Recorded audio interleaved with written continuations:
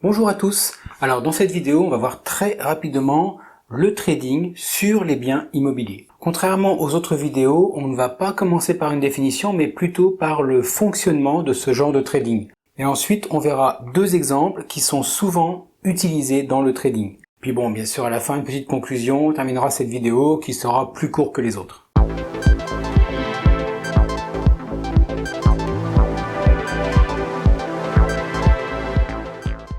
Donc comme d'habitude, dans cette vidéo, je vais utiliser des mots propres au trading et si vous avez besoin de les comprendre, n'hésitez pas. La description est là, dedans vous avez des liens qui vont vers d'autres vidéos et qui vont détailler tous les mots que j'utilise. Le trading sur les biens immobiliers, également connu sous le nom de trading immobilier, on n'a rien inventé, implique l'achat et la vente fréquents de biens immobiliers dans le but de réaliser des profits grâce aux fluctuations de leur valeur. Très simple. Le processus de trading sur les biens immobiliers peut varier en fonction de la stratégie utilisée. Mais voici quelques étapes et concepts clés qui sont généralement impliqués. On va commencer par tout ce qui est recherche et analyse. Les traders immobiliers effectuent une recherche très approfondie pour identifier les opportunités potentielles. Cela peut inclure l'analyse du marché local, l'évaluation des tendances de la demande et de l'offre, ainsi que l'examen des facteurs économiques et démographiques, très importants, qui pourraient influencer la valeur des biens immobiliers. Quand tout ça c'est fait, on passe à la sélection des biens. Les traders choisissent des biens immobiliers susceptibles de générer des profits, évidemment. Cela peut inclure donc des propriétés sous-évaluées, des propriétés nécessitant des rénovations ou des améliorations, ou des propriétés dans des quartiers en pleine croissance ou en vue d'être en pleine croissance. Ensuite, c'est pas tout de choisir, faut aussi financer. Donc l'achat de biens immobiliers nécessite souvent un financement. Bon, on n'a pas tous du cash comme ça à la main. Les traders peuvent utiliser des prêts immobiliers traditionnels ou des capitaux propres provenant d'autres propriétés ou des sources de financement alternatives. Donc là, on a le quartier, on a le bien, on a le financement, il reste plus que l'achat. Et une fois que tout est en place, donc l'opportunité est bien identifiée, que le financement est en place, le bien immobilier est acheté. Certains traders peuvent rechercher des transactions très rapides, tandis que d'autres peuvent opter pour des locations temporaires ou des rénovations avant de revendre. Donc justement, si nécessaire, on rénove et on améliore. Certains traders choisissent de rénover ou d'améliorer des propriétés acquises pour augmenter leur valeur, ce qui est une très bonne chose à faire. Ces améliorations peuvent varier allant de petites réparations, de simples rafraîchissements ou jusqu'à des rénovations majeures. On ne reconstruit pas tout, sinon c'est pas du tout pareil. Les traders immobiliers surveillent constamment, tout le temps, les évolutions du marché pour identifier les moments propices à la vente. Les fluctuations du marché immobilier peuvent être influencées par des facteurs tels que les taux d'intérêt, ces temps-ci on est en plein dedans, l'économie générale, on est en plein dedans aussi, et les tendances démographiques, ça c'est un peu par ville ou par quartier. Quand tout ça arrive, écoutez, il arrive un moment où on vend le bien.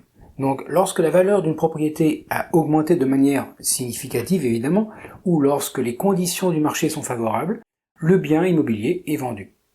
L'objectif est de réaliser bien sûr un profit, grâce à la différence entre le prix d'achat initial et le prix de vente, en comptant les travaux et différents frais qu'il y a dedans, forcément. Les traders immobiliers qui font que ça en fait, ils répètent ce processus tous les jours avec différents biens immobiliers pour générer des profits de manière continue.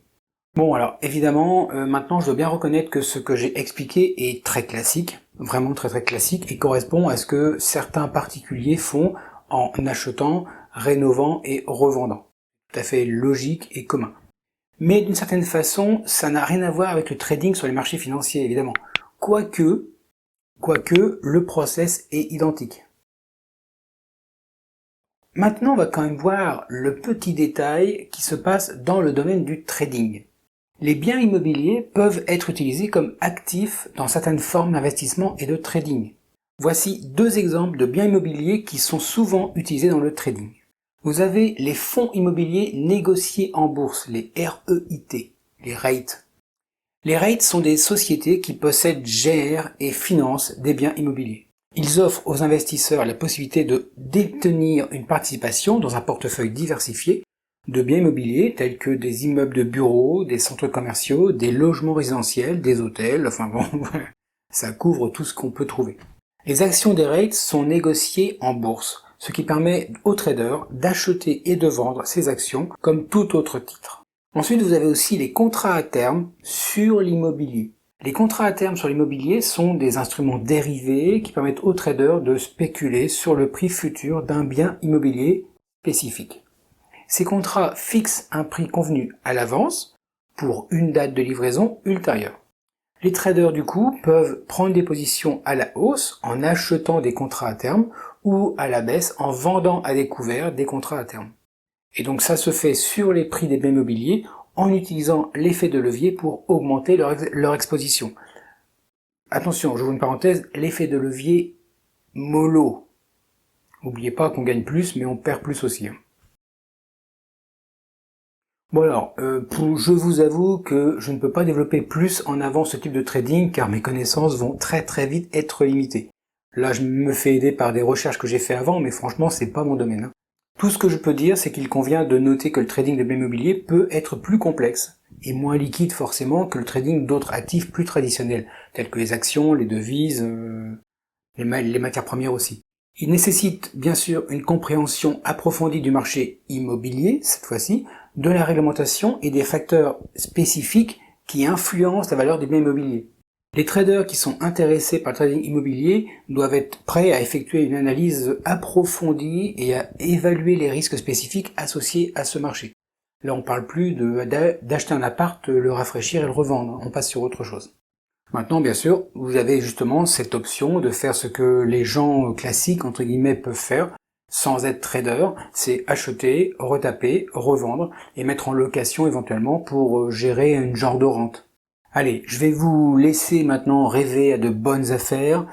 Faites gaffe quand même parce que si je parle des fourberies du marché, des marchés financiers, l'immobilier c'est pas mal non plus. Donc attention à vous et puis à bientôt pour une prochaine vidéo.